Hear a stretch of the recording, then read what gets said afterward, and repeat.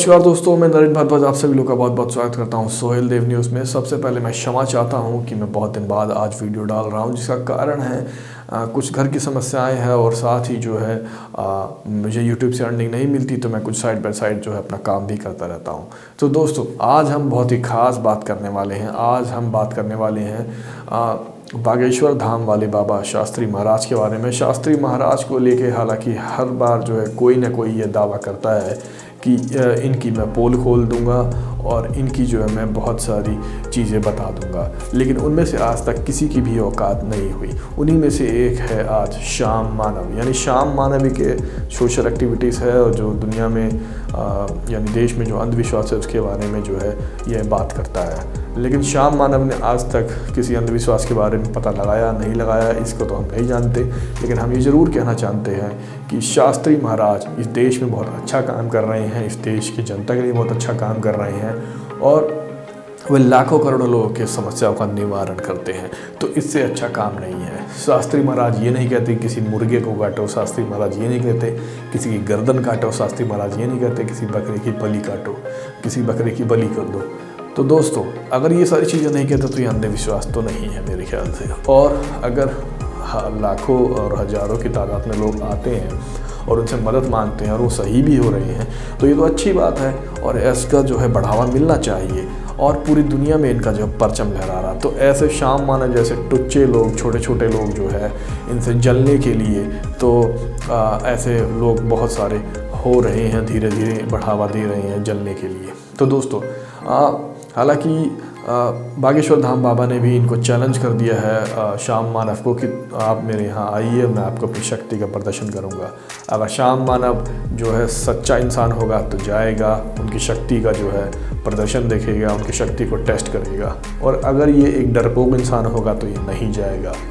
दोस्तों, मैं तो ये कहना चाहता हूँ कि इस देश में सबसे बदनसीबी की बात यह है कि इसी देश में रह के हमारे अपने समाज, हमारे अपने देवी देवताओं को प्रूव करना पड़ता है और कुछ दोगलों लोगों की वजह से जो है अपने इस समाज और अपने जो देवी देवता हैं उनका जो है सम्मान नहीं करते कुछ लोग।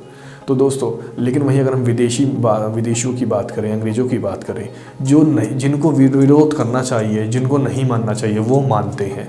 हमारे देश के बाहर कितने सारे ऐसे देश हैं और कितने सारे ऐसे लोग हैं, अंग्रेज़ हैं, जो हमारे देवी देवताओं को मानते भी हैं और जानते भी हैं। लेकिन हमारे इसी देश में रह के बहुत से ऐसे सपोले पैदा हो जाते हैं, जिसकी वजह से हमें ये लगता है कि इस देश का ये दुर्भाग्य है, जिनमें से ये श्याम मानव भी है। श्याम मानव को ये अंधविश्वास का मतलब ही नहीं पता। श्याम मानव को अंधविश्वास का मतलब ये होना चाहिए कि जब रेलवे ट्रैक्स पे हम जाते हैं या फिर हम सब सड़कों पे जाते हैं तो इल्लीगल तरीके से जो है मज़ार दिखती है। क्या श्याम मानव ने आज तक एक भी मज़ार को सड़कों से हटवाया है?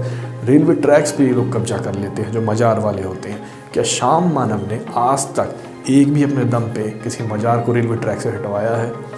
श्याम मानव सिर्फ एक जलन की वजह से शास्त्री महाराज पे निशाना उठा रहा है और साथ ही हम ये कहें कि हमारे देश का दुर्भाग्य भी है दोस्तों कि श्याम मानव जैसे लोग हमारे संस्कृति और हमारे जो समाज पे, हमारे देवी देवताओं पे सवाल उठा रहा है।